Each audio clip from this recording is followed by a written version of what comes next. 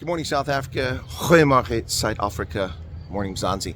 Well-placed sources indicate that Minister of Agriculture John Steenhuisen of the Democratic Alliance will be meeting with unspecified Iranians here in South Africa on Friday, April 25th, 2025. Just a day away. To what end? Did the government of South Africa not read the executive order that President Trump issued on the 7th of February? While people have been laser focused on Afrikaners and racial discrimination against them that Trump has alleged, and others have been laser focused on the International Court of Justice case that South Africa brought against Israel, they missed the most important part of the executive order, which I've repeated over and over and over again. The United States issues are not related to Trump. They predate President Trump. A bipartisan group of members of the House of Representatives in February of 2024 put forward a resolution to investigate the bilateral relationship with South Africa and potentially to sanction South Africa's leaders. Now, that bill died largely because Joe Biden was president, would never have signed it, and the Democrats control the Senate. But the Republicans control the House, they control the Senate, and the presidency now. And there is bipartisan interest in examining the relationship with South Africa. And in that executive order, after the unjust racial discrimination against Afrikaners and the ICJ case against Israel, was the comment from the president that South Africa acts against the interest, the national interest of the United States, its friends, its partners, and its allies. And then the final part of that, which should have been blatantly obvious because it's spelled out for anyone who can read, to read your close cooperative relationship with Iran in commercial, military, and nuclear affairs. How much clearer can this get?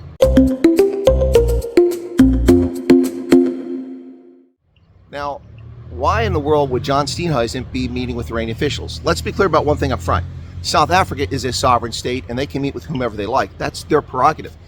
I'm not here to question that. I'm not here to quibble with it. It is a sovereign state. They can meet with any actor they choose to. That is their prerogative. Let's be clear about that. However, what do you hope to gain with Iran? Yes, Iran joined the BRICS acronym last year. They're part of it now, or in 2023, so they joined BRICS. But bilateral trade between Iran and South Africa is not particularly strong. A few tens of millions of dollars. Now look, trade data for Iran-South Africa trade is highly unreliable.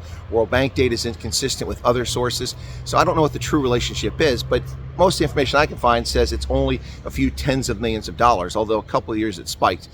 So what is South Africa up to? Why is John Steenhuisen meeting with the Iranians at a time when the United States has made it clear that your relationship with Iran is a major reason why we have this breach in U.S.-South Africa relations? Are they not listening? Are they tone deaf? Do they not get it? Now, why would Iran want to meet with South Africa? Well, plenty of reasons. The first reason, of course, is to poke America in the eye. The Iranians hate America, at least the mullahs do, and those who lead this theocracy. Iranians on the street don't necessarily hate America. In fact, that's why we have about 800,000 of them living in America, because they love America. But the bottom line here is that Iran loves to poke America. So number two, major problem for Iran is its massive population now of 90 million people can't feed itself.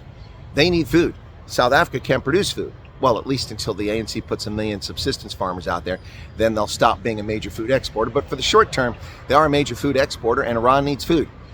But can Iran buy enough food to make up for a $20 billion annual two-way trade relationship that South Africa has with the United States? Seems highly improbable. That seems strange. So what other reasons could they have for meeting with Iran? Well, John Steenhuisen is Minister of Agriculture, so presumably it has nothing to do with military or defense, but simply with agricultural exports. Let's just go with that. That trade will never reach $20 billion a year two-way trade, and will certainly never reach $14 billion in agricultural exports to Iran. So what exactly is the government of national unity up to? And why is the leader of the Democratic Alliance going to a state that most countries around the world consider to be a rogue state? What is this love affair with Iran all about? I understand ANC members and their affinity for Iran. That's their prerogative. But the Democratic Alliance's leader, and see folks, this is where the problem comes into play about a leader of a party in a parliamentary system also being a cabinet minister. You have conflicting loyalties and duties and responsibilities. We saw in the Freedom Front Plus recently that Peter Groenewald, who has a very tough job as the Minister of Corrections, stepped aside and no longer leads the Freedom Front Plus, and now it's led by Dr. Corné Mulder. So he can focus on the party and their constituents' needs and desires, while Groenewald can be responsive to the president, the chief executive, which is his role as a member of the cabinet. John Steenhuisen has a conflicting position where he still is the leader of the Democratic Alliance, but he's also the Minister of Agriculture. What is going on here? Remember, this is the Ministry of Agriculture that also whitewashed people out of their photographs after a recent trip to Germany. What is going on here? Stalinist behavior from the Department of the Ministry of Agriculture, and now secret trips to Iran? I say secret because have you seen any press release that this is happening?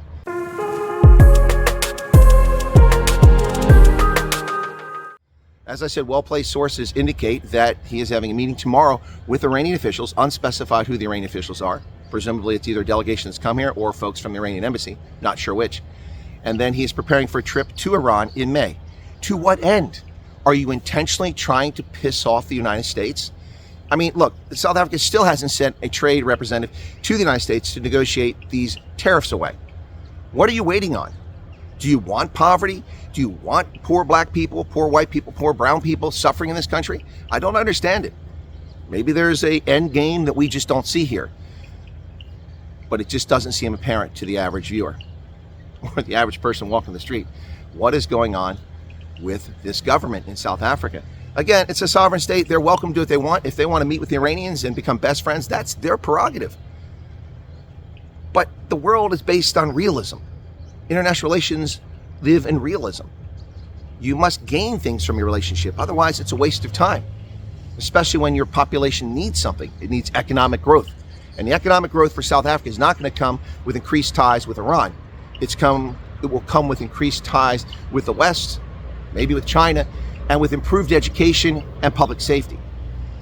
That's what needs to happen in South Africa, not closer relationships with Iran. We'll see what happens here, folks. Once again, John Steenhuisen, the Minister of Agriculture, the leader of the Democratic Alliance, is purportedly scheduled to meet with Iranian officials on Friday, April 25th, 2025, presumably to discuss an upcoming trip he has planned to Iran in May. All while the South African government is trying to figure out how can they repair the breach with the United States. Well, let me tell you one thing, folks. This isn't the way you do it. This is not the way you do it. But of course, the response from the government of the National Union, particularly from the ANC, will be, well, hey, who are you to tell us who to meet with? Hey, no one's telling you who to meet with. You can meet who you want with, whoever you want to meet with. That's your prerogative. But the optics are not good, ladies and gentlemen. The optics are not good. Whatever the purpose of the meeting, the optics are not good.